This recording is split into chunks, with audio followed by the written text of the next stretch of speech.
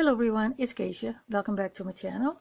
Today I'm going to show you how you're going to make this simple notebook / journal. It has a few pages in it. I'm going to make it a bit different because I've folded it in half, and then you can only have so many pages in there before your book is going to stand out like so if you want more pages in it. So I'm going to create a spine in this video. Also, I used a regular piece of cardstock and I sewed a piece of fabric on it. If you don't want to use a sewing machine, you can just use regular glue. And we're going to use a few scrap pieces for these pockets over here. And of course the back will also create a pocket like so. And I stitched with the sewing machine here. Let me find the center. But I will be showing the 3-hole pamphlet stitch. Alright, let's get starting. For the base we're going to use a piece of cardstock. I've dyed this cardstock with diluted acrylic paint. I will link a video in the description how I do that. We also need a piece of fabric. This one is slightly larger than my paper for ease of placement. Then there's 2 pieces of cardstock that are each 1/3 by 3/3. Then some papers for your signature. I have some writing pages and some odds and ends that I'm going to add to it, and we'll see how thick I'm going to make my signature. First we're going to glue the fabric to the paper.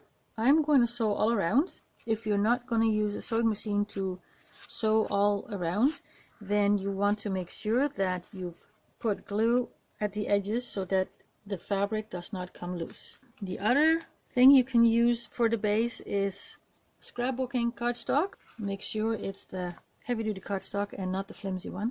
Okay, I'm going to clean this for a minute. Then I'm going to place my fabric on here, smooth it out carefully, and then I'm using a brayer to really push down on the fabric so that they are both adhere properly. Okay, you want to use fabric that is not directional, and I think this one is directional. Maybe not. No, I have some flowers going both ways. Okay, that's good. We're cleaning the glue from the back, and we're going to let this dry. After it had dried, I trimmed all the excess fabric off, and I had some misaligned fabric, so some cardstock was showing, and I also trimmed that off. And now I'm going to sew all around with a zigzag. Earlier I mentioned something about heavy duty scrapbooking cardstock. I really like this paper, but it is kind of flimsy. I found another piece of cardstock that is jelly printed by myself, and I think I'm going to glue the two together to make it sturdy, or maybe even sew all around to make it a sturdier cover. I did not use any glue, I just put them together and I sewed all around. Okay, let's get back to the fabric covered one. Now I'm going to use a scoreboard to score these lines, but you can also use a butter knife to score your lines. Make sure you have a padded surface like this. This is a tablecloth that has padding on the bottom. That would work as well. Now this is 8.5 inches wide. I want the spine in the middle. The center is 4 1/4. I'm going to make a 1/4 inch spine, so I'm scoring at 4 1/4. And you put the fabric side up, and you be careful, don't make it one long score line because sometimes the fabric will bunch up in front of you. Okay, and then the other one is the 4 3/8.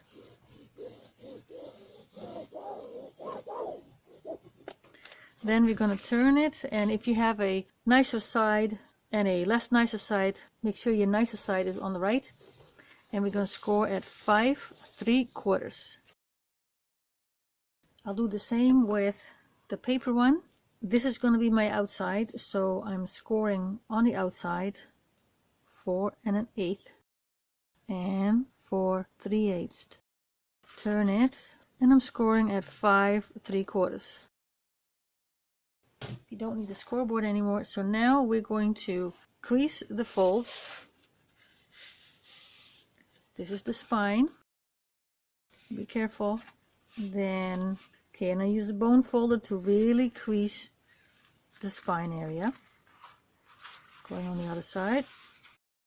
Open it up, fold it up, and crease the bottom. And then readjust the folds because the top needs to be refolded because that went the other way. Make sure this stays straight and not go on an angle. And we'll do the same with the paper one. Gently crease along.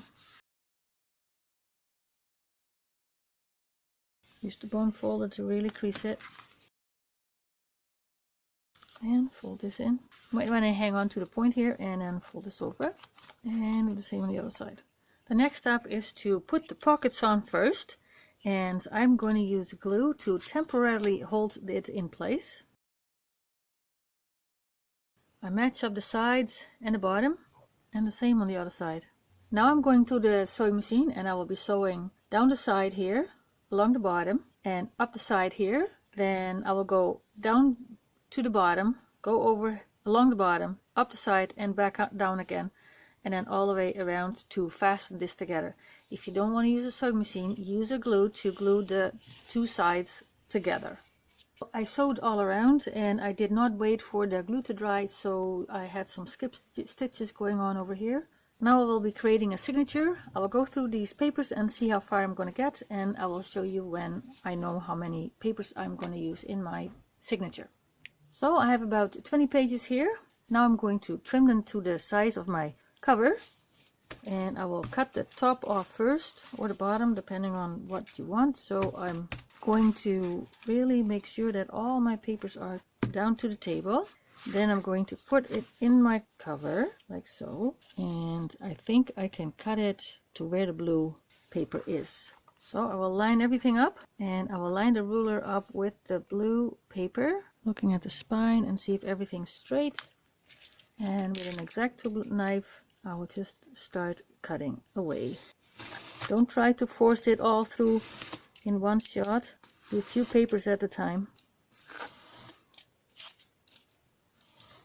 Okay, there we go.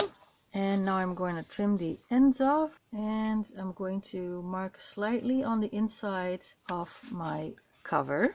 Again, I will be lining up with the spine, so that's exactly 4 inches. So this looks pretty nice. Now we can bind our signature inside our cover, and I'm going to use a 3-hole pamphlet stitch. So I have some things going on over here. My signature is here, so I will clamp my signature. So I'm going to use the book to make holes. So I'm going to press in my folds in the folds of the book, and I'm going to clamp the sides together. This way, when I punch the holes, all the folds will line up. I've also made a template. Now this marks the length of my cover, and this marks the length of my signature. So I'm going to use them for both, because of course the holes have to line up. So I want my signature in the middle of my outside cover. Okay, I find out I cannot, because I have a spine here, I can't really punch my hole in here. So I'm going to grab a mouse pad and I'm going to use the back of it. I'm going to line up my template with my cover. Okay, this looks good. So I'm going to punch holes. So this is the middle of the signature, and this is about 3/4 inch away. I'm going to fold this in half now, and I'm going to use, so I put a T in here, so that's the top. Okay, so now I'm going to match up my lines here with my signature, push in a fold and make my holes. And I'm going to get thread and a needle. You need about 3 times the length of your signature, and I always like to add a little bit more. This is crochet thread that I'm using in from the middle. Then doesn't matter which side you pick, top or bottom.